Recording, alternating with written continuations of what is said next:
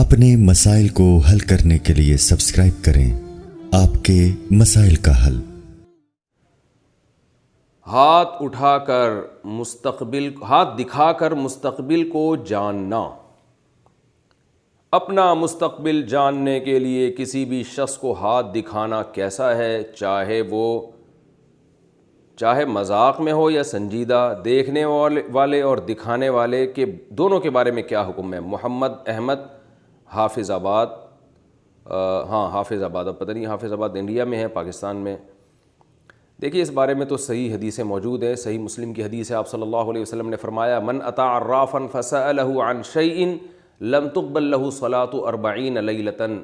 صحیح ہے مسلم کی حدیث ہے کہ آپ صلی اللہ علیہ وسلم نے فرمایا جو کسی غیب کی خبر دینے والا کاہن، نجومی، یہ اسی طرح کرتے ہیں نا، ستاروں میں دیکھ کے یا ہاتھوں کی لکیروں کو دیکھ کے، اس زمانے میں بھی یہ کیا کرتے تھے عام لوگ۔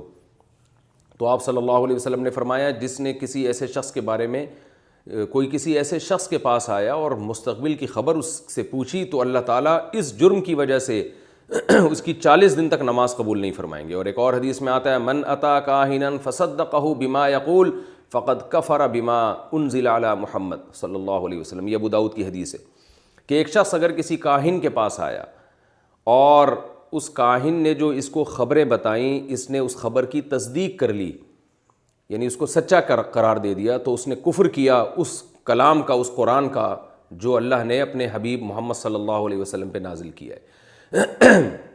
یہ دو حدیثیں بہت شدید ان میں وعیدیں ہیں کہ آپ کسی ہاتھ دکھانے والے، ستاروں میں دیکھ کے مستقبل کا حال بتانے والے ان لوگوں کے پاس نہیں جا سکتے۔ آپ اگر گئے، پوچھا، تو دو حالتیں ہیں۔ اگر آپ نے ان کی خبر کو سچا نہیں مانا بلکہ ویسے ہی پوچھا امکان کے درجے میں، تو سزا کیا ہے؟ 40 دن نمازیں ضائع ہو جائیں گی آپ کی۔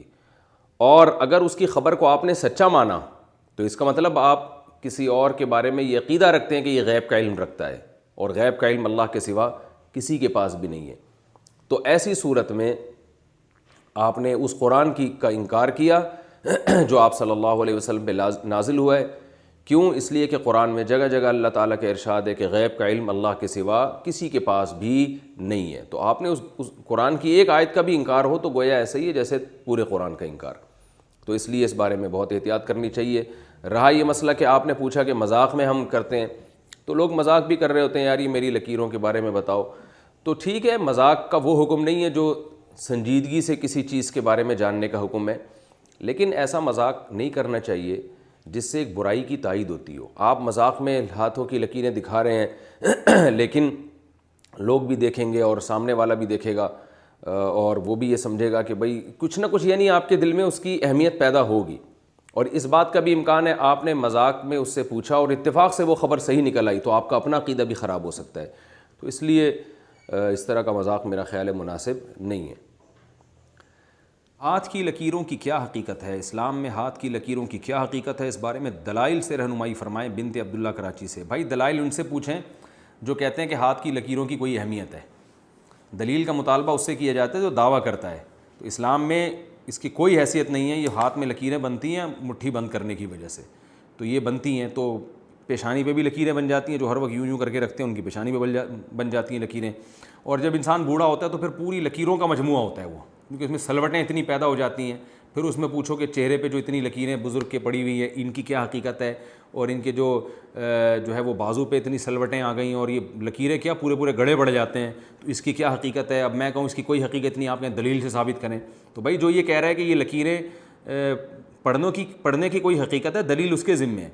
تو لکیریں تو پڑیں گی جب ہاتھ بند ہوگا، مٹھی بند ہوگی، اور بچہ ماں کے پیٹ میں ہی اس کی ایسے مٹھی بند ہوتی ہے، تو وہ خود بخود قدرتی طور پر لکیریں بن جاتی ہیں۔ ان لکیروں پہ ایمان رکھنا، اس کو تقدیر سمجھنا یا یہ سمجھنا کہ اس کا ہمارے فیوچر سے کوئی تعلق ہے، یہ جہالت کی باتیں اور شرعی تعلیمات کے بالکل خلاف ہیں۔ تعویذ لٹکانا کیوں جائز ہے؟ ہمارے احناف کے علماء تعویذ لٹکانے کو کیوں جائز کہتے ہیں؟ کیا یہ کسی حدیث سے ثابت ہے؟ جبکہ دوسری طرف اہل حدیث علماء اس کو شرک کہتے ہیں جو سب سے بڑا گناہ ہے، اور اس کی مضبوط دلیل بھی ہے کہ حدیث میں آتا ہے کہ جس نے تعویذ لٹکایا اس نے شرک کیا۔ شمس الرحمن بنو سے، جناب شمس الرحمن صاحب، اگر اہل حدیث علماء کہتے ہیں کہ تعویذ لٹکانا شرک ہے تو جس حدیث سے وہ دلیل پکڑ رہے ہیں نا اسی حدیث میں رقیہ کو بھی شرک کہا گیا ہے، یعنی دم کرنا، حالانکہ رقیہ کو اہل حدیث علماء بھی مانتے ہیں کہ شرک نہیں ہے۔ تو پتہ یہ چلا کہ جس حدیث میں تعویذ لٹکانے کو شرک قرار دیا ہے اس سے تعویذ سے شرکیہ تعویذ مراد ہے، وہ تعویذ جس میں قرآنی آیات ہوں یا دعائیں ہوں وہ تعویذ حدیث میں داخل نہیں ہے، کیونکہ رقیہ بھی جیسے شرکیہ بھی ہوتا ہے اور جائز رقیہ، رقیہ کہتے ہیں دم کرنا، تو رقیہ بھی جائز بھی ہوتا ہے، شرکیہ رقیہ بھی ہوتا ہے، تو اسی طرح تعویذ بھی جائز بھی ہوتا ہے، شرکیہ بھی ہوتا ہے۔ تو اہل حدیث علماء جس حدیث سے استدلال کر کے ہر قسم کے تعویذ کو شرک کہہ رہے ہیں نا، اسی حدیث سے پھر تو ہر قسم کا دم درود بھی شرک ہو جائے گا، حالانکہ ایسا نہیں ہے۔ تو جیسے رقیہ کی 2 قسمیں ہیں اسی طرح تعویذ کی بھی 2 قسمیں ہیں، اور ویسے بھی کامن سینس کی بات ہے کہ اگر ایک آدمی کسی پرچی پہ یا اللہ مدد لکھتا ہے، صرف یا اللہ مدد کہتے ہیں، صرف اللہ سے مدد مانگی جائے گی یا اللہ مدد، اور وہ کسی کے گلے میں لٹکا دیتا ہے، تو یہ شرک کہاں سے ہو گیا؟ یہ تو عین توحید ہے کہ وہ صرف اللہ سے مدد نہ صرف زبان سے مانگ رہا ہے بلکہ ریٹن میں لکھ کے اس پہ مہر ثبت کر رہا ہے۔ تو یہ کامن سینس کے بھی خلاف ہے کہ ہر قسم کی تعویذ کو شرک قرار دیا جائے۔ باقی تعویذ کے جواز کے دلائل کیا ہیں اس پر میں مستقل کلپ ریکارڈ کروا چکا ہوں، میں اس کو ابھی ریپیٹ نہیں کروں گا۔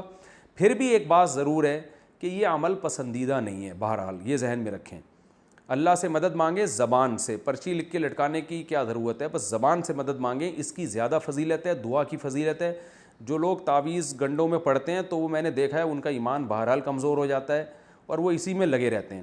تو اس لیے ہمارے علماء بھی اس کی گنجائش دیتے ہیں کہ اگر لوگوں کو تعویذ نہ دیا جائے تو وہ خالصتاً پھر جاہل پیروں کے پاس جا کے شرکیہ تعویذ لینا شروع کر دیتے ہیں، ورنہ یہ عمل شریعت میں کوئی زیادہ پسندیدہ نہیں ہے۔ نبی صلی اللہ علیہ وسلم نے فرمایا میری امت کے 70,000 لوگ ایسے بغیر حساب کتاب کے جنت میں داخل ہوں گے جو تعویذ اور رقیہ وغیرہ سے بچا کرتے تھے۔ تو امام نووی رحمہ اللہ نے اس کی تشریح میں لکھا ہے کہ جو جائز تعویذ سے بھی بچتے ہیں وہ اس میں داخل ہیں۔ بہرحال تشریح میں حدیث کی اختلاف ہے۔ تو الحمدللہ میرا اپنا عمل یہ ہے کہ کیسی گھر میں بیماری آ جائے، کچھ بھی ہو جائے، میں الحمدللہ کبھی پرچی نہیں لٹکاتا، نہ بچوں کو میں نے کبھی تعویذ لٹکانے دیا ہے۔ میرا اپنا ذاتی عمل یہی ہے کہ کوئی بہت مجبور ہوگا تعویذ مانگے گا تو میں اس کو لکھ کے دے دیتا ہوں، کیونکہ کمزور ایمان والے لوگ ہیں، تو نہیں دو تو کہیں شرکیہ تعویذ نہ لے لے جا کے۔ اپنا عمل یہ ہے کہ میرے جتنے بچے ہیں، میں خود بھی، گھر والے بھی، میں کبھی کسی کو تعویذ نہیں پہننے دیتا۔ اس کو میرے ہاں تو ایسا ہے جیسے یہ پتہ نہیں کتنا بڑا جرم کر لیا کہ بھائی ہم کیوں ان چکروں تعویذ گنڈوں میں پلیتوں ان چکروں میں کیوں پڑیں۔ کوئی میں کبھی دیکھتا ہوں بچے اپنے ننیال گئے کہیں، کوئی پرچی تعویذ لٹکا کے لے آیا، ادھر ہی میں ایسے پکڑ کے ایسے کھینچتا ہوں اس کو، بولتا ہوں کچھ بھی ہو جائے، بھلے جن چڑیل بھوت ہی آ جائے، اللہ نہ کرے بھوت بھی آ جائے گا پھر بھی تعویذ نہیں لٹکانا، جاؤ ایسی کی تیسی۔ ایسے انسان تمیز زندگی گزارے، کچھ نہیں ہوتا انشاءاللہ کوئی جن چڑیل بھوت، اور پھر جن چڑیل بھوت خود ہی اپنا راستہ تبدیل کر لیتے ہیں، آتے ہی نہیں۔ وہ دیکھتے ہیں ایسے لوگوں کو جو اس قسم کے کمزور ایمان ہوتا ہے نا، وہیں زیادہ آتے ہیں۔ تو ان چکروں میں نہ پڑیں۔ جو سنت عمل ہے سورہ فلق سورہ ناس رات کو ہاتھ پہ دم کر کے اپنے اوپر پھیر لیا کریں، بچوں پہ پھیر لیا کریں۔ مشہور دعا ہے اعوذ بکلمات اللہ التامہ من کل شیطان وہامہ ومن کل عین لامہ، یہ دعائیں پڑھا کریں۔ بسم اللہ الذی لا یضر مع اسمہ شیء فی الارض ولا فی السماء وہو السمیع العلیم۔ خاندانی دعائیں بس یہ پڑھا کریں، کافی اتنا۔ اللہ تعالیٰ عمل کی توفیق عطا فرمائے۔